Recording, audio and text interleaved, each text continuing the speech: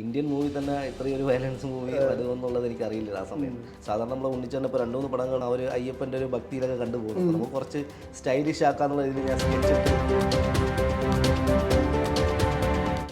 200-240 litre blood വരെ നമ്മൾ എടുത്തിട്ടുണ്ട്. പണ്ട് മുതലേ ചെയ്തു വരുന്ന കാര്യം തന്നെയാണ് ഈ പ്രോസ്റ്ററ്റിക് മേക്കപ്പും ഈ സിൽക്കോൺ എല്ലാം.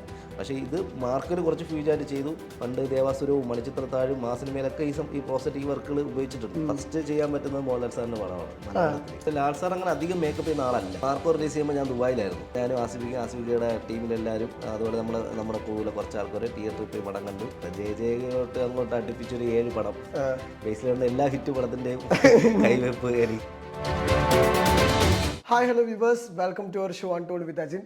ഇന്ന് നമ്മുടെ കൂടെ കുറച്ച് അൺടോൾഡ് സ്റ്റോറീസ് പറയാനുള്ളത്. മാർക്കോ കണ്ട് ശരിക്കും നമ്മളെല്ലാവരും വണ്ടറടിച്ച് നിൽക്കുന്ന ഒരു സമയം കൂടിയാണ്. മാർക്കോയുടെ പല ആസ്പെക്റ്റുകൾ ചർച്ചയാകുന്നുണ്ട്, പ്രത്യേകിച്ച് അതിൻ്റെ ഈ പറഞ്ഞ മേക്കപ്പും പ്രോസ്തറ്റിക് സൈഡുകളും. അതിനെക്കുറിച്ച് സംസാരിക്കാൻ മേക്കപ്പ് ആർട്ടിസ്റ്റും പ്രോസ്തറ്റിക് ആർട്ടിസ്റ്റായിട്ടുള്ള സുധീട്ടനാണ് നമ്മളോടൊപ്പം ഉള്ളത്. നമസ്കാരം ചേട്ടാ. താങ്ക് യു ചേട്ടാ, ജീവിതം ശരിക്കും വലിയൊരു ബ്രേക്കാണ് മാർക്കോ തന്നത്. കാരണം നമ്മൾ സാധാ ഒരു ഫാമിലി സിനിമകൾ ചെയ്യുന്നതിനേക്കാൾ ഒരുപടി മുമ്പിൽ നമുക്ക് വേണമെങ്കിൽ പറയാം. എത്രത്തോളം മാറ്റമുണ്ട് റെക്കഗ്നൈസേഷൻ്റെ കാര്യത്തിൽ ഈ കുറച്ച് ദിവസങ്ങൾ? തീർച്ചയായും ഭയങ്കര സന്തോഷമാണ്. കാരണം എൻ്റെ സിനിമാ കരിയറിൽ ഒരു ഭയങ്കര ഒരു ബെഞ്ച് മാർക്ക് തന്നെ പറയാം. കാരണം ഞാൻ സാധാരണ ഫീൽ ഗുഡ് മൂവി ചെയ്തു വരുന്ന ഒരാളാണ്. കാരണം അത്യാവശ്യം അങ്ങനത്തെ മൂവിയിൽ കൂടെ വന്ന ഒരാളാണ് ഞാൻ. അപ്പോൾ എനിക്ക് ആ ഒരു ചെയ്തു വന്ന വർക്കെല്ലാം ഭയങ്കര വെരി ഗുഡ്, നല്ല മൂവി, നല്ല പ്രൊഡക്ഷൻസ്, നല്ല കമ്പനി വന്നതാണ്. അങ്ങനെയാണ് പെട്ടെന്നൊരു ഇങ്ങനൊരു ഫുൾ വയലൻസ് മൂവി എനിക്ക് ചെയ്യാൻ അവസരം കിട്ടുന്നത്. അത് അനീഫിക്കയുടെ അടുത്തും ആ ടീമിനോട് ഞാനിപ്പോൾ താങ്ക്സ് പറയുകയാണ്. കാരണം ഇങ്ങനൊരു വലിയ പാൻ ഇന്ത്യൻ മൂവിയുടെ ഒരു ഭാഗമാകാൻ പറ്റുന്ന ഒരു ഭാഗ്യം പറഞ്ഞറിയിക്കാൻ പറ്റുന്ന സന്തോഷം. ഈ ശരിക്കും ഒരു ഫാമിലി സിനിമ ചെയ്യുമ്പോഴും ഒരു കുറച്ചുകൂടെ ഇപ്പോൾ വയലൻസ് ഒക്കെ ഉള്ള അല്ലെങ്കിൽ വലിയ സ്കോപ്പുള്ള സിനിമകൾ ചെയ്യുമ്പോഴും അവിടെ എടുക്കുന്ന എഫേർട്ടും ഒരു സിമിലർ ആയിരിക്കും. പക്ഷെ ആളുകൾക്ക് തിരിച്ചറിയുന്ന വിധം വ്യത്യാസമുണ്ടല്ലോ. ശരിക്കും ഈ കഥ പറച്ചിൽ തൊട്ട് ഈ മാർക്കോയിൽ ഭയങ്കര ഇൻവോൾവ് ആണോ ആദ്യം? തീർച്ചയായിട്ടും നമ്മളിപ്പോൾ ഒരു പടം കമ്മിറ്റ് ചെയ്യുമ്പോൾ അതിൻ്റെ സബ്ജക്റ്റ് മെയിൻ ഇമ്പോർട്ടൻ്റ് ആണ്. അപ്പം സബ്ജക്റ്റ് കേട്ടിട്ടാണ് ഞാൻ ബാക്കി കാര്യങ്ങളൊക്കെ പ്ലാൻ ചെയ്യുന്നത്. ഇപ്പോൾ എന്തൊക്കെയാണ് അതിൽ നമ്മൾ നേരത്തെ അറേഞ്ച് ചെയ്യേണ്ടത് എല്ലാം നമ്മൾ പ്ലാനിങ് ആയിരിക്കും. അപ്പോൾ ഒരു ഫീൽ ഗുഡ് മൂവിയാണെങ്കിൽ നമുക്ക് മാക്സിമം വരുന്ന ക്യാരക്ടർ മേക്കപ്പ്സ് ആയിരിക്കും. ഇപ്പോൾ മേക്കപ്പ് മാൻ എന്നുള്ള ഒരു എന്താ പറയുക, മേക്കപ്പിൻ്റെ ഒരു ക്യാരക്ടർ എന്ന് പറഞ്ഞാൽ ഒരു സബ്ജക്റ്റ് കേട്ട് കഴിഞ്ഞാൽ അതിൽ വരുന്ന മെയിൻ ക്യാരക്ടർ ഡിസൈൻ ചെയ്യുക, ആ ക്യാരക്ടർ നമ്മൾ ക്രിയേറ്റ് ചെയ്യുക എന്നുള്ളതാണ്. അപ്പോൾ വയലൻസ് മൂവിയിലോട്ട് വരുമ്പോഴത്തേക്കും അതിൽ എന്തൊക്കെയാണ് നമ്മൾ ഇമ്പോർട്ടൻ്റ് ആയി വയലൻസ് ആയിട്ട് ചെയ്യേണ്ടത്. അപ്പോൾ ഞാൻ അനീഫിക്കയോട് സംസാരിച്ചപ്പോൾ അനീഫിക്ക പറഞ്ഞതിൽ ഒരു 60%, അതായത് 60% വയലൻസ് ആണ് മൂവി. വളരെ കുറച്ച് വിഭാഗങ്ങൾ സീനും ക്യാരക്ടേഴ്സും വരുന്നുള്ളൂ. അപ്പോൾ നമുക്ക് മെയിൻ അത് കോൺസെൻട്രേറ്റ് ചെയ്യേണ്ടത് ഈ പ്രോസ്റ്ററ്റിക് മേക്കപ്പിലേക്കാണ്. അപ്പോൾ ഇതിലേക്ക് മാർക്കോയിൽ അത് അങ്ങനെയാണ് ഞാൻ അത് കാസ്റ്റ് എടുക്കുന്നത്. ഇപ്പം മാർക്കോയിലെ ഏറ്റവും വലിയൊരു വെല്ലുവിളി ശരിക്കും പറഞ്ഞാൽ എവിടെയായിരുന്നു? തീർച്ചയായും അത് മൊത്തത്തിൽ കേട്ടപ്പോൾ ഞാൻ സ്റ്റോക്കായി. കാരണം ഇന്ത്യൻ മൂവി തന്നെ ഇത്രയൊരു വയലൻസ് മൂവി വരുമെന്നുള്ളത് എനിക്കറിയില്ല ആ സമയം. അപ്പോൾ എനിക്കൊരു ചലഞ്ചിങ് ആയിട്ട് ഞാൻ എടുത്തതാണ്. എനിക്ക് എല്ലാം അതിൽ ചെയ്തിരിക്കുന്ന ഏതൊരു പാർട്ടും എനിക്ക് ഭയങ്കര ഒരു ചലഞ്ചിങ് ആയിട്ട് ഞാൻ ചെയ്തതാണ്. അത്രയ്ക്ക് അതിൻ്റെ ഒരു ഡീറ്റെയിലിങ് അതിൽ സിനിമയിൽ അറിയാം. അത്രയ്ക്ക് അത് എല്ലാ പാർട്ടും ഇപ്പോൾ പറഞ്ഞു തന്ന ഇപ്പോൾ ജഗദീഷ് തന്നെ കൈ തന്നെ അത്രയും ഡീറ്റെയിലിംഗ് ആയിരുന്നു. കണ്ടിട്ട് എൻ്റെ അടുത്ത് ഒരുപാട് പേര് ചോദിച്ച കാര്യമാണത്. ശരിക്കും അത് VFX വർക്കാണെന്നൊക്കെ ചോദിച്ചു. ശരിക്കും നമ്മൾ അത് പ്രോസറ്റിക്കിൽ ഡിസൈൻ ചെയ്ത് വെച്ച കൈയാണത്. ഭയങ്കര ഡീറ്റെയിലിംഗ് ആയിട്ട് വന്നിട്ടുണ്ട്. പക്ഷേ VFXൻ്റെ സഹായവും പല സ്റ്റേജിൽ നമുക്ക് ഉപയോഗിക്കാനും വന്നിട്ടുണ്ട്. ഈ ശരിക്കും ഈ ഇപ്പോൾ മേക്കപ്പിനെ കുറിച്ചാണ് സംസാരിക്കുക. അതിപ്പോൾ ശരിക്കും പറഞ്ഞാൽ സിനിമയിൽ ഉടനീളം ആളുകൾക്ക് ഒരു ഡിഫറെൻറ്റ് ലുക്ക് തന്നെയുണ്ട്. ഇപ്പോൾ ജഗദീഷ് ചേട്ടൻ്റെ ലുക്ക്, ഉണ്ണിയുടെ ലുക്ക്, എല്ലാ ആംഗിളിൽ നിന്നൊക്കെ. പക്ഷെ അത് ഈ ശരിക്കും ഈ ഉണ്ണീനെ ഏറ്റവും സ്റ്റൈലിഷ് ആയിട്ട് ഒരുപാട് നാളുകൾക്ക് ശേഷം പ്രസന്റ് ചെയ്തിട്ടുള്ളത് ഈ ഒരു സിനിമയിലും കൂടെ. അപ്പൊ ഈ ഉണ്ണീനെ മേക്കപ്പ് ചെയ്യുമ്പോൾ എന്താ ശരിക്കും ആ സമയത്ത് ഉണ്ടായിരുന്ന? ശരിക്കും അത് എനിക്കൊരു പറയാം. കാരണം വെച്ചാൽ എൻ്റെ അടുത്ത് ഹനീഫിക്ക ഇതിനെപ്പറ്റി സംസാരിക്കുമ്പോൾ തന്നെ എൻ്റെതായ ഒരു ക്യാരക്ടർ ഓപ്ഷൻ എനിക്ക് പറയേണ്ട ഒരു ഓപ്ഷൻ ഉണ്ട്. അപ്പം ഞാൻ ആദ്യം പറഞ്ഞൊരു ഓപ്ഷൻ ഇതാണ്. സാധാരണ നമ്മൾ ഉണ്ണിച്ചേട്ടൻ ഇപ്പോൾ 2-3 പടങ്ങളിൽ തലമുടി ഇങ്ങനെ കുറച്ച് ലെങ്തായിട്ടും ആ ഒരു അയ്യപ്പൻ്റെ ഒരു ഭക്തിയിലൊക്കെ കണ്ടുപോകുന്നു. നമുക്ക് കുറച്ച് സ്റ്റൈലിഷ് ആക്കാന്നുള്ള രീതിയിൽ ഞാൻ സ്കെച്ചിട്ട് കാണിക്കാമെന്ന് പറഞ്ഞു, റെഫറൻസ് സ്കെച്ചിട്ട് കാണിക്കാമെന്ന് പറഞ്ഞു. പക്ഷേ ഞാൻ കോസ്റ്റ്യൂം ധന്യ ചേച്ചിയുടെ കൂടെ റെഫറൻസ് ചോദിച്ചു. ആ കോസ്റ്റ്യൂം അറിയണമല്ലോ, അവരുടെ കോസ്റ്റ്യൂം സ്റ്റൈല്, അവരുടെ ഒരു പാറ്റേണൊക്കെ അറിഞ്ഞിട്ട് അനീഫിക്കയുടെ റെഫറൻസും കൂടെ മേടിക്കും. ഇക്കയുടെ മനസ്സിലൊരു ക്യാരക്ടർ രൂപം ഉണ്ടാവുമല്ലോ, അപ്പോൾ അതും കൂടെ ചോദിച്ച് മേടിച്ചിട്ട് നമ്മൾ സ്കെച്ച് ചെയ്യുന്നത്. ക്യാരക്ടർ സ്കെച്ച് ചെയ്യുന്ന നമ്മുടെ സുഹൃത്തിനെ കൊണ്ട് ക്യാരക്ടർ സ്കെച്ച് ചെയ്യിപ്പിക്കും. അതിൽ 2-3 ഓപ്ഷൻ സ്കെച്ച് ചെയ്തിട്ടാണ് സെലക്ട് ചെയ്യുന്നത്. അങ്ങനെ ഒരു ലുക്കാണ് ഫസ്റ്റത്തത്. സൈഡ് ട്രിം ചെയ്തിട്ട് ഫസ്റ്റത്ത് നമ്മൾ മറ്റേ ബുള്ളറ്റ് കട്ടിങ്ങിൻ്റെ സ്റ്റൈൽ പിടിക്കുന്നത്. അത് ഗംഭീരമായിട്ട് ചെയ്യാൻ പറ്റി. അത് എല്ലാവർക്കും ഭയങ്കര ഇഷ്ടമായി. പെട്ടെന്നൊരു പുതിയൊരു ഉണ്ണി ചേട്ടനെ കാണാൻ പറ്റി. ജഗദീഷ് ചേട്ടൻ ആദ്യം ഷോർട്ട് ഹെയർ ഡിസൈൻ ജഗദീഷേട്ടനെ നമ്മൾ ജഗദീഷേട്ടൻ്റെ അടുത്ത് എന്നെ പറയുമ്പോൾ അനീഫൊക്കെ പറയും നമ്മൾ ജഗദീഷേട്ടനെ നേരത്തെ കാണുന്ന അപ്പുക്കുട്ടൻ ജഗദീഷേട്ടൻ അങ്ങനത്തെ ഒരു ഫീൽ അല്ലാണ്ട് ഒരു പുതിയൊരു ലുക്കായിരിക്കണം, ഒരു റിപ്പീറ്റ് വരാത്തൊരു സാധനം. അതുപോലെ ഒരു എന്താ പറയുക, ആ ഒരു ഹോളിവുഡിൽ എങ്ങനെയൊക്കെ ഒരു വില്ലൻ വരില്ലേ, ആ സൂട്ടൊക്കെ ഇട്ടിട്ട് ആ ഒരു അപ്പിയറൻസിനെ പിടിക്കണമെന്ന് പറഞ്ഞു. അപ്പം ഞാൻ സ്കെച്ച് ചെയ്ത് കൊടുത്തു. പിന്നെ അടുത്ത സ്റ്റേജ് എന്ന് പറഞ്ഞാൽ ജഗദീഷേട്ടനെ കൺവിൻസ് ചെയ്യുക എന്നുള്ളതാണ്. കാരണം ഞാൻ ജഗദീഷേട്ടൻ സാറിനെ പോയി സ്കെച്ച് കൊണ്ട് കാണിച്ചിട്ട് ഞാൻ പറഞ്ഞു ഇതാണ് ക്യാരക്ടർ ഇങ്ങനെയാണ്. അപ്പം ആൾ ഒത്തിരി പടങ്ങൾ ചെയ്യുന്ന ആളാണ്, പല ക്യാരക്ടറിലും മുടിയുടെ കണ്ടിന്യൂറ്റി പ്രശ്നം ഉണ്ടാവും. അപ്പോൾ ഞാൻ പറഞ്ഞു സാറിന് മുടി വെട്ടാൻ ബുദ്ധിമുട്ടാണെങ്കിൽ ഞാൻ വിഗ് അറേഞ്ച് ചെയ്യാം, കാരണം ആ ഒരു ഓപ്ഷൻ ഉണ്ട്. അപ്പോൾ ആൾ കഥയെല്ലാം കേട്ടിട്ട് പറഞ്ഞു, കാരണം ഞാൻ 2-3 പടം അടുപ്പിച്ച് ഫാലിമി മുട്ടയൊക്കെ അടിക്കാൻ പുള്ളി തയ്യാറായിരുന്നു. അപ്പം ക്യാരക്ടറിൽ എന്താണോ ക്യാരക്ടർ എന്ന് വെച്ചാൽ പുള്ളി എന്തിനും ഞങ്ങളുടെ മേക്കപ്പിലോട് സപ്പോർട്ട് ചെയ്യാൻ ഭയങ്കര ബ്രില്യൻ ആർട്ടിസ്റ്റാണ്. അപ്പം ഞാൻ ഈ ഒരു സ്കെച്ചും എൻ്റെ ഞാൻ പറയുന്നതൊക്കെ പുള്ളിക്ക് അത് കൺവിൻസ് ആയപ്പോൾ മുടി വെട്ടാൻ സമ്മതിച്ചു. അങ്ങനെ മുടി വെട്ടിയിട്ടാണ് പുള്ളി ആ ഒരു അപ്പിയറൻസിൽ എത്തിയത്. എന്നിട്ട് ലെൻസ്, കണ്ണിൽ നിന്ന ലെൻസ് ഒരു ഓപ്ഷൻ, പിന്നെ മീശ താടിയൊക്കെ ഒരു സെറ്റ് ചെയ്തപ്പോൾ പക്ക ലുക്ക് കിട്ടി. ഭയങ്കര രസമുള്ള പരിപാടിയാണ്. ഈ അഭിമന്യുവിന് അങ്ങനെയായിരുന്നു. അഭിമന്യു വന്നപ്പം വേറൊരു വൺ സ്റ്റൈൽ ലുക്കിലാണ് വന്നത്. പുള്ളി മോഡലിങ്ങും ചെയ്യുന്ന ഒരാളാണല്ലോ. അപ്പോൾ അഭിമന്യു വന്ന് അത്യാവശ്യം നല്ല ഹെയർ ആയിട്ടൊക്കെ വന്നത്. അപ്പോൾ ഹെയർ ആയിട്ട് വന്നപ്പോൾ മൂന്നാറിലാണ് വന്നത്. ഞാൻ അന്ന് ആദ്യമായിട്ടാണ് കാണുന്നത്. നമ്മൾ അവിടെ വെച്ച് തന്നെ ഹെയർ കട്ട് ചെയ്ത് സെറ്റ് ചെയ്ത് കുറച്ച് കൊണ്ടുവന്നാണ് ആ അപ്പിയറൻസിലോട്ട് ആക്കിയത്. കുറച്ച് ടഫ് ലുക്കിലോട്ട് കൊണ്ടുവന്നത്. കാരണം ആ താടി മീശയും ആ ഹെയർ സ്റ്റൈലും ആ ഒരു മൂഡിലേക്ക് തന്നെ കൊണ്ടുവന്നു. പിന്നെ അവൻ്റെ ഒരു ബോഡി ലാംഗ്വേജ് അത് ഭയങ്കരമായിട്ട് മാനേജ് ചെയ്തു. ഈ ഉണ്ണിയുടെ സെക്കൻഡ് ലുക്കിന് വേണ്ടി സെക്കൻഡ് ലുക്കും നമ്മളിങ്ങനെ പ്ലാൻ ചെയ്താണ്. അത് ക്ലൈമാക്സിലോട്ട് വരുന്ന ലുക്ക്. അപ്പം ക്ലൈമാക്സിലോട്ട് വരുന്ന ലുക്ക് എന്ന് പറഞ്ഞാൽ ഫസ്റ്റ് പ്ലാനിങ് അല്ലായിരുന്നു അത് പിന്നെ ഈ ജോണറിൽ സ്റ്റോറി പോകുന്നതിനനുസരിച്ച് ഒരു ബിൽഡപ്പിന് നമ്മളത് ക്രിയേറ്റ് ചെയ്തതാണ്. പക്ഷെ അത് ഉണ്ണിച്ചേട്ടൻ ഭയങ്കരമായിട്ട് നമ്മളോട് കോപ്പറേറ്റ് ചെയ്തു, അടിപൊളിയായിട്ട് ചെയ്യാൻ പറ്റി. ചേട്ടൻ്റെ പേഴ്സണൽ ഫേവറേറ്റ് ഏത് ലുക്കാണ്, ഫസ്റ്റ് ലുക്കാണ് സെക്കൻഡ് ലുക്ക്? എനിക്ക് ഫസ്റ്റ് ലുക്കാണ്. കാരണം നമ്മൾ അതാണ് കൂടുതൽ കണ്ടത്. കൂടുതലും കണ്ട് നമ്മൾ ഭയങ്കരമായിട്ട് ഇഷ്ടപ്പെട്ട ലുക്ക് അതായിരുന്നു. പിന്നെ പെട്ടെന്ന് ക്ലൈമാക്സിലോട്ട് വന്നപ്പം രസമുണ്ട്, രണ്ടും അടിപൊളിയാണ്. നമ്മളെ ഉണ്ണി ബ്രോ എങ്ങനെ വന്നാലും അടിപൊളിയാണ്. ഈ കരിയർ തുടങ്ങുന്നത് ഒരുപാട് മുമ്പാണല്ലോ, പക്ഷെ ഈ ഒരു ഇത്രയും കാലം എടുത്തു ശരിക്കും ഒരു ഭയങ്കര ലൈം ലൈറ്റ് റെക്കഗ്നൈസേഷനിലേക്ക് വരാനും അല്ലെങ്കിൽ ഭയങ്കര സാധ്യതയുള്ളൊരു സിനിമ ചെയ്യാനൊക്കെ. ഈ കരിയർ തുടങ്ങുമ്പോൾ ആ ഒരു സ്ട്രഗ്ലിംഗ് പീരീഡ് ഇപ്പൊ ഓർക്കുമ്പോൾ എങ്ങനെയാണ്? അത് ഭയങ്കര ഒരു ഓർമ്മയാണ്. കാരണം ഞാൻ വന്ന രീതി അങ്ങനെയാണ്. കാരണം നമ്മൾ എൻ്റെ ഫാമിലിയിൽ നിന്നോ എൻ്റെ കുടുംബത്തിൽ നിന്നോ ആരും സിനിമയിലോ അങ്ങനെ മേക്കപ്പ് ഫീൽഡിലുള്ള ആളല്ല. ശരിക്കും ഞാൻ മേക്കപ്പ് ഇൻട്രസ്റ്റ് ആയിട്ട് വന്നൊരു ആളല്ല. ഞാൻ സിനിമ എന്നൊരു ഫാഷൻ, നമുക്ക് എങ്ങനെയെങ്കിലും സിനിമയിൽ ഏതെങ്കിലും ഭാഗമാകുക, സാധാരണ എല്ലാവരും പറയും പോലെ സിനിമയിൽ എങ്ങനെ ഒരു ഭാഗമാകുക എന്നുള്ളതിൽ എത്തിപ്പെട്ട ഒരാളാണ് ഞാൻ. അങ്ങനെയാണ് ഞാൻ PN മണി എന്ന് പറഞ്ഞ മേക്കപ്പ് സാറിൻ്റെ കൂടെ അസിസ്റ്റൻ്റായിട്ട് 2007 കോളേജ് കുമാര സിനിമയിൽ ജോയിൻ ചെയ്തത്. അതുകൊണ്ടുള്ളൊരു ജേണിയാണ് ഇതുവരെ എത്തിയത്. അതിന് മുമ്പും സിനിമയിലുണ്ട് അസിസ്റ്റന്റ് ഡയറക്ടറായിട്ട് വർക്ക് ചെയ്തിട്ടുണ്ട്. അതുപോലെ തന്നെ ആർട്ടിസ്റ്റിൻ്റെ അസിസ്റ്റൻ്റായിട്ട് വർക്ക് ചെയ്യുന്നുണ്ട്. അജിത് സാർ, അജിത് സാറിൻ്റെ കൂടെയും പിന്നെ അതുപോലത്തെ കുറച്ച് വലിയ ചെറിയ ആർട്ടിസ്റ്റിൻ്റെ കൂടെയൊക്കെ അസിസ്റ്റൻ്റായിട്ടൊക്കെ അന്ന് വർക്ക് ചെയ്യുന്ന സമയമായിരുന്നു. അന്നത്തെ അജിത് സാർ എങ്ങനെയായിരുന്നു? ഞാൻ അന്ന് ഫസ്റ്റൊക്കെ വർക്ക് ചെയ്യുന്ന മങ്കാത്ത, വീരം, ബാലച്ചേട്ടനോടൊക്കെ പോയിട്ടൊക്കെ വർക്ക് ചെയ്തതാണ്. അതൊക്കെ നമുക്ക് അവരൊക്കെ നമ്മൾ കാണുമ്പോൾ കൗതുകമാണ്. കാരണം നമ്മൾ സിനിമയെ കണ്ട് തലേന്നൊക്കെ പറഞ്ഞ് നമ്മൾ ആരാധിച്ചിരുന്ന സമയമാണല്ലോ. അതുപോലെയാണ് മോഹൻലാൽ സാർ എന്ന് പറഞ്ഞാൽ നമുക്ക് ഭയങ്കര ഹാരമായിരുന്നല്ലോ ആ സമയത്ത്. ഫസ്റ്റ് ചെയ്യാൻ പറ്റുന്നത് മോഹൻലാൽ സാറിൻ്റെ പടമാണ് മലയാളത്തിൽ. അപ്പോൾ അങ്ങനെ ഒരു ഭാഗ്യമായിട്ട് എനിക്ക് അന്ന് കിട്ടി. പിന്നെ ആ ജേണലിൽ കുറച്ച് അധികം വർക്കുകൾ ഇങ്ങനെ ചെയ്തു പോയി. ഇൻഡിപെൻഡൻ്റ് ആയി, ഫിലിം ക്രിറ്റിക്സ് അവാർഡ് കിട്ടി. അങ്ങനെ ജയ ഹേ അങ്ങനെ മുതൽ ഇതുവരെ ഒന്ന് നിൽക്കുന്നു. ഫസ്റ്റ് ഇൻഡിപെൻഡന്റ് പടം എന്ന് പറയുമ്പോൾ സമീർ എന്നുള്ള മൂവി ചെയ്തിട്ടുണ്ട്. റഷീദ് പാറയ്ക്കൽ, ആനന്ദ് റോഷനൊക്കെ ചെയ്ത ഒരു സമീർ എന്നുള്ള മൂവി ഫസ്റ്റ് ഇൻഡിപെൻഡന്റ് പടം. പിന്നെ അതിന് മുമ്പേ ചെറിയ 1-2 ഷോർട്ട് ഫിലിംസ്, ചെറിയ വെബ് സീരീസ് അങ്ങനെ ചെയ്തു പോകുമ്പോഴാണ് ഏക് ദിൻ എന്നുള്ള മൂവി ഞാൻ വിഷ്ണു മോഹൻ്റെ ഒരു പടം അങ്ങനെ ചെയ്തു. അപ്പോൾ അതിനാണ് ഫിലിം ക്രിറ്റിക്സ് അവാർഡ് കിട്ടുന്നത്. അതിന് ഉണ്ണി ബ്രോ അഭിനയിച്ചതാണ്. അപ്പോൾ അങ്ങനെ അതിനുശേഷം നമ്മളെ ബിബിൻ ചേട്ടൻ്റെ അന്താക്ഷരി മുതൽ പിന്നെ ജയ ഹേ, ഫാലിമി, വാഴ, ഗുരുവായൂരപ്പൻ നടൻ, അതങ്ങനെ ഫീൽ ഗുഡ് മൂവികളിലോട്ട് ബ്ലോക്ക് ഫസ്റ്ററിലേക്ക് കയറി. ഈ വാഴയിലൊക്കെ ശരിക്കും ഒരു എന്താ പറയാ, കുറച്ച് ഡി ഏജിങ്ങും അല്ലെങ്കിൽ കുറച്ച് മേക്കപ്പ് കൂടെ സംയോജിക്കുന്ന ഒരു പോയിന്റ് ആണല്ലോ. വാഴയിലൊക്കെ ചെയ്യുമ്പോൾ ശരിക്കും അവിടെ കാരണം താരതമ്യേന പുതിയ കുട്ടികളാണ് ചേട്ടൻ മേക്കപ്പ് ചെയ്യണേ. ഈ മേക്കപ്പ് ചെയ്യുമ്പോഴത്തേക്കും കുറച്ച് അതിൻ്റെതായിട്ടുള്ള രീതികളുണ്ടോ, നമ്മൾ പ്രാർത്ഥിച്ചിട്ട് തുടങ്ങും, അത്തരം കാര്യങ്ങളൊക്കെ ശരിക്കും അവർക്ക് കുറച്ചുകൂടെ പുതുമയുണ്ടാവും. അതെ, തീർച്ചയായിട്ടും. അതൊക്കെ നമുക്ക് സാധാരണ ഒരു പുതുതായിട്ട് വന്നാലേ ഏതൊരു ആർട്ടിസ്റ്റ് വന്നാലും ഞങ്ങൾ ആദ്യം ഒരു കൈ വയ്ക്കുമ്പോൾ ഒരു അനുഗ്രഹം കൊടുക്കുമ്പോൾ അത് എൻ്റെ ആശാനിൽ നിന്ന് വന്നതാണ്.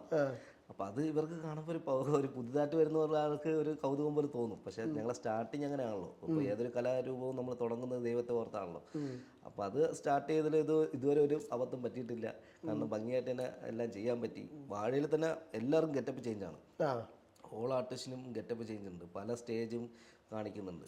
പക്ഷേ ഈ മേക്കപ്പ് എന്ന് പറയുമ്പോൾ ചില ആൾക്കാർക്ക് തെറ്റിദ്ധാരണയുണ്ട്. ഈ പറയുന്ന പോലെ ഈ ഇന്നലെ ഒന്ന് രണ്ട് ആൾക്കാരെന്നെ ചോദിച്ചാണ് മേക്കപ്പ് എന്ന് പറഞ്ഞാൽ പുട്ടി ഇടുന്നതാണോ വെളുപ്പിക്കണയാണോ. ശരിക്കും അതല്ല. സിനിമയുടെ മേക്കപ്പ് എന്ന് പറഞ്ഞാൽ നമ്മൾ ക്യാരക്ടർ ക്രിയേറ്റ് ചെയ്യുക എന്നുള്ളതാണ്. അതൊരു മേക്കപ്പ് മാൻ്റെ ഉത്തരവാദിത്തം. അതൊരു ബാലൻസിങ് ആണ്. മേക്കപ്പ് ഇട്ടതായിട്ട് ഫീൽ ചെയ്യാൻ പാടില്ല. ഒരു സിനിമയുടെ മേക്കപ്പ് ചെയ്ത് എന്ന് നീ മേക്കപ്പ് ചെയ്തിട്ടുണ്ടല്ലേ എന്ന് ചോദിച്ചു കഴിഞ്ഞാൽ ഫെയിലിയർ എന്നാണ്. ഒരിക്കലും നമ്മൾ ഒരാളെ മേക്കപ്പ് ചെയ്ത് കഴിഞ്ഞാൽ മേക്കപ്പ് ചെയ്ത ഫീൽ വരാൻ പാടില്ല. അതാണ് സിനിമയുടെ ഒരു മേക്കപ്പ് ആർട്ടിസ്റ്റിന്റെ ക്വാളിറ്റി. ഈ മേക്കപ്പ് ഇടുമ്പോഴത്തേക്കും ഈ ആർട്ടിസ്റ്റുകൾ ശരിക്കും ഏറ്റവും മേക്കപ്പ് ഇട്ടേണ്ട ഏറ്റവും രസമായിട്ട് പ്രസന്റ് ചെയ്യാൻ പറ്റുന്ന ഇതുവരെ ചെയ്തിട്ടുള്ളതിൽ ആർട്ടിസ്റ്റിൽ എല്ലാവരും നല്ല ബ്രില്യൻ. അപ്പം ഓൾമോസ്റ്റ് എല്ലാ ആർട്ടിസ്റ്റും നമ്മൾ എന്തായാലും ജസ്റ്റ് ടച്ചപ്പ് ചെയ്യാറുണ്ട്.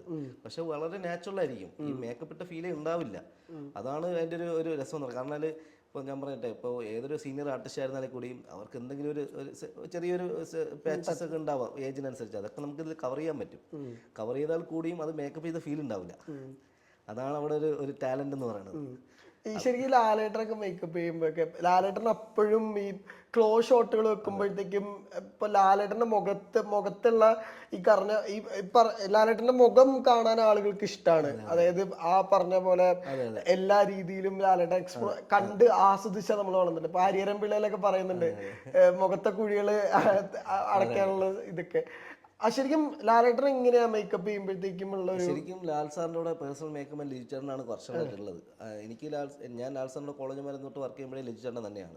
അപ്പോൾ നമുക്ക് എൻ്റെ ആശ PN മണി സാർ മേക്കപ്പ് ചെയ്യാറുണ്ട് ലാൽ സാറിന്. പക്ഷേ ഞാനിതുവരെ അങ്ങനെ ലാൽ സാറിൻ്റെ മേക്കപ്പ് ചെയ്തിട്ടില്ല. കാരണം ജസ്റ്റ് ടച്ചപ്പ് ചെയ്യാറുണ്ട്. നമ്മൾ സെറ്റിൽ ലിജു ചേട്ടൻ ഇല്ലാത്ത സമയത്ത് ചെയ്യാറുള്ള ഭാഗ്യം കിട്ടിയിട്ടുണ്ട്.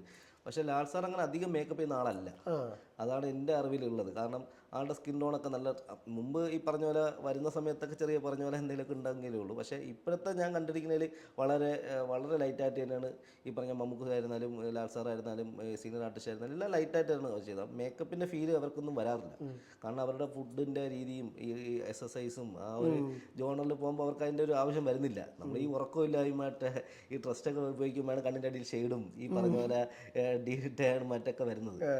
അവർക്ക് അങ്ങനെ പെട്ടെന്ന് അങ്ങനെ സ്കിന്ന് അങ്ങനെ പ്രശ്നം വരുന്നില്ല.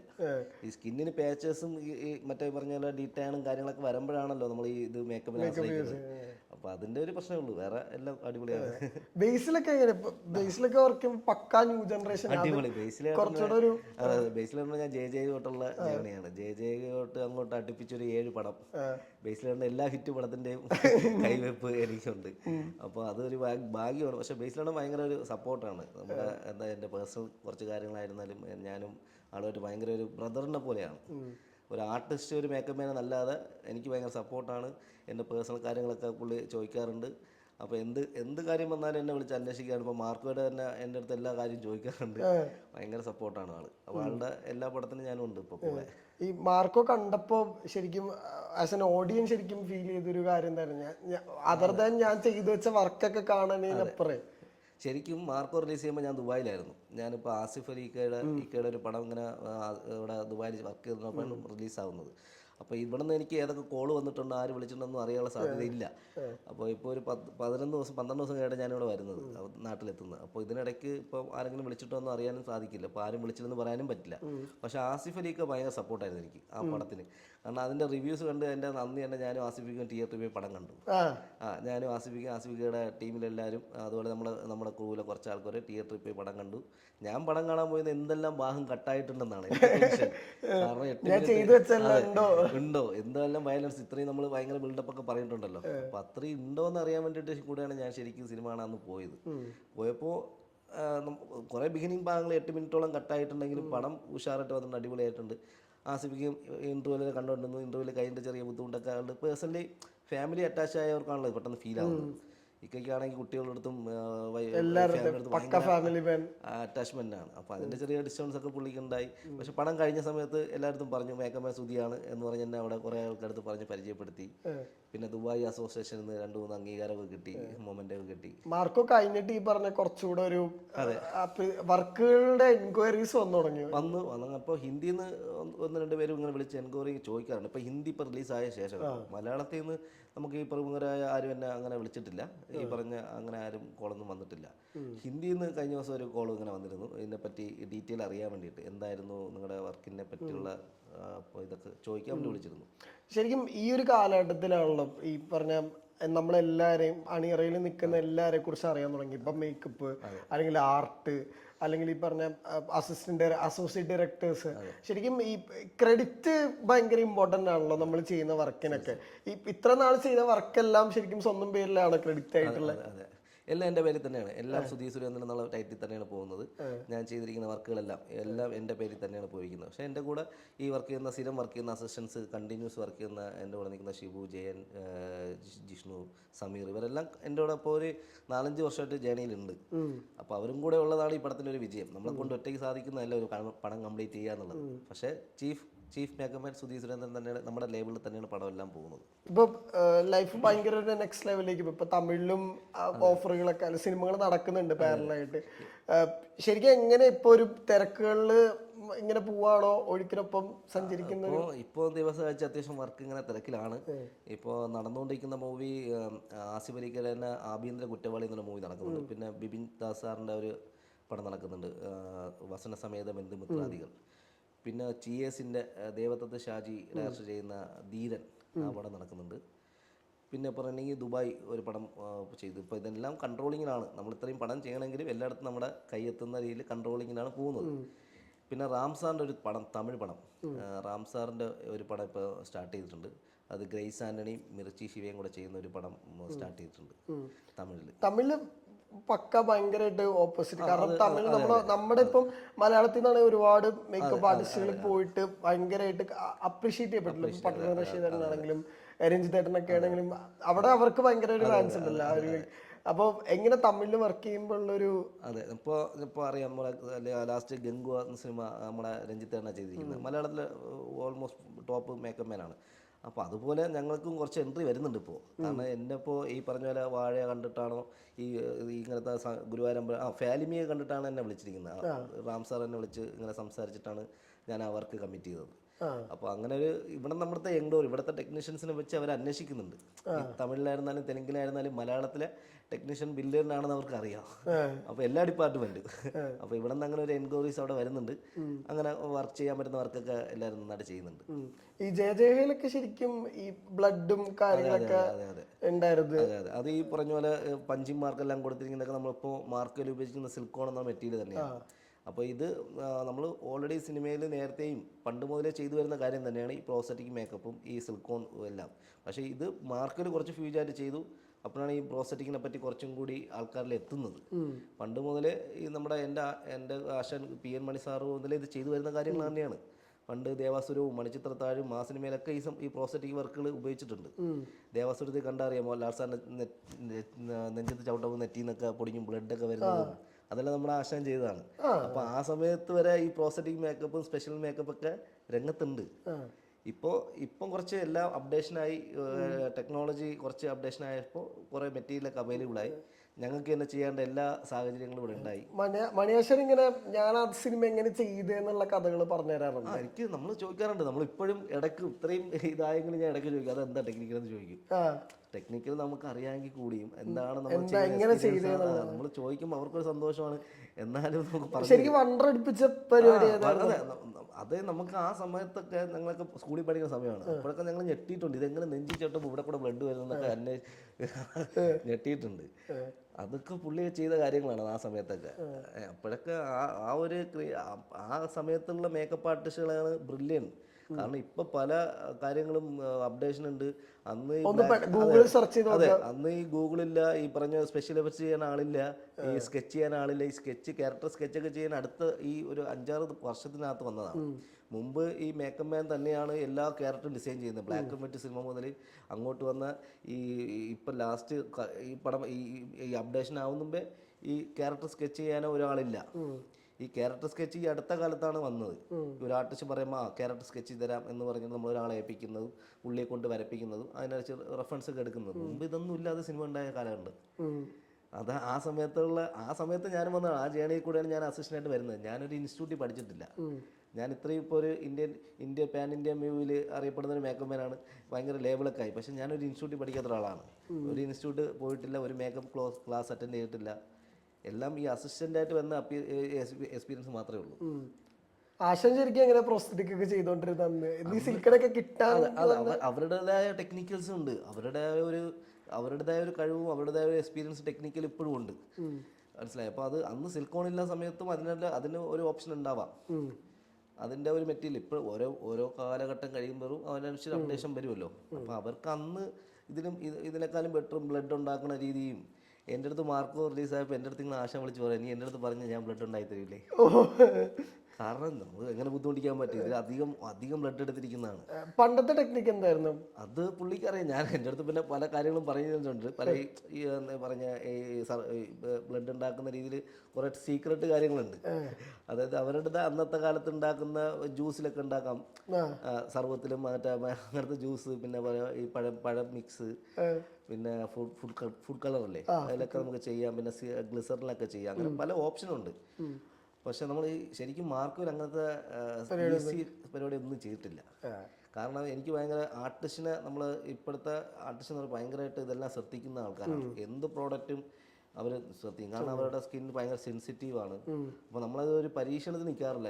അവർ പണ്ട് പരീക്ഷിക്കുന്നല്ല, എനിക്ക് അറിഞ്ഞുകൂടാത്ത കാര്യം നമ്മൾ പരീക്ഷിക്കാൻ നിൽക്കാറില്ല. അപ്പം എനിക്കറിയാമെന്നുള്ള ഇപ്പോൾ മാർക്കറ്റിൽ ഉപയോഗിക്കുന്ന സജി കൊരട്ടി എന്ന് പറഞ്ഞ പുലിമുരുകൻ്റെ മേക്കപ്പ് മാൻ ഇവിടെ എറണാകുളത്തുള്ള പുള്ളിയുടെ അടുത്ത് നിന്നാണ് ഞാൻ ഇത്രയും ബ്ലഡ് എടുത്തിരിക്കുന്നത്. അതായത് 200-240 ലിറ്റർ ബ്ലഡ് വരെ നമ്മൾ എടുത്തിട്ടുണ്ട്. കാരണം പർച്ചേസ് ചെയ്തിട്ടുണ്ട്. അപ്പോൾ അത് നമുക്ക് അത്രയും വർഷങ്ങളായിട്ട് ചെയ്യുന്നിടത്ത് മേടിച്ചാൽ മാത്രമേ നമുക്ക് വർക്ക് ചെയ്യാവൂ. കാരണം ഇവരെ ദേഹത്ത് ഒഴിക്കുന്നതാണ്, ദേഹത്ത് കണ്ണിലാവാം. അതുകൊണ്ട് അത്ര റിസ്ക് എടുക്കാൻ നമുക്ക് തയ്യാറല്ല. പക്ഷേ ഒരു സ്പെസിഫിക് സീനിൽ ഉണ്ണിയുടെ മുഖത്തേക്ക് ഇത്ര ബ്ലഡ് വന്നിട്ടുണ്ടല്ലോ, ശരിക്കും അത് പമ്പിങ് ആണ്. അത് നമ്മൾ സ്പ്രേ പെയിന്റ് ചെയ്യുന്നതാണ്. അത് ഈ കൈ കട്ട് ചെയ്യുന്ന ഒരു സമയത്ത് മുഖത്ത് ഭയങ്കരമായിട്ട് ബ്ലഡ് അടിക്കുന്നുണ്ട്. അത് നമ്മൾ അവിടെ സൈഡിൽ നിന്ന് തന്നെയാണ് പമ്പിങ്, എയർ ബ്രഷിൻ്റെ ഒരു ബ്ലഡ് പമ്പ് ചെയ്യുന്ന മെഷീൻ ഉണ്ട്. അത് വെച്ച് ആ ടൈമിങ്ങിന് പമ്പ് ചെയ്യുന്നതാണ്. പമ്പിങ് ചെയ്യുന്നുണ്ട്. അതിൻ്റെ കൂടെ തന്നെ കണ്ണിൻ്റെ ഉള്ളിൽ നമ്മൾ ബ്ലഡ് വിടുന്നുണ്ട്. കണ്ണിൻ്റെ ഉള്ളിലിടുന്ന ഐ ബ്ലഡ് എന്നൊരു പ്രോഡക്റ്റ്. അപ്പോൾ ഐ ബ്ലഡ് എന്നുള്ള പ്രോഡക്റ്റ് കണ്ണിലിട്ടിട്ടാണ് ആ കണ്ണ് റെഡിഷ് ആക്കുന്നത്. അത് മുഖ്യ ആൾക്കാരുടെ ഒരു സംശയമാണ് നമ്മൾ VFX-ലോ CG-ലോ ചെയ്തതാണോ. പക്ഷെ ഒരിക്കലും അല്ല. ശരിക്കും ഐ ബ്ലഡ് എന്നൊരു പ്രോഡക്റ്റ് കണ്ണിൻ്റെ ഉള്ളിൽ ഇടുന്നതാണ്.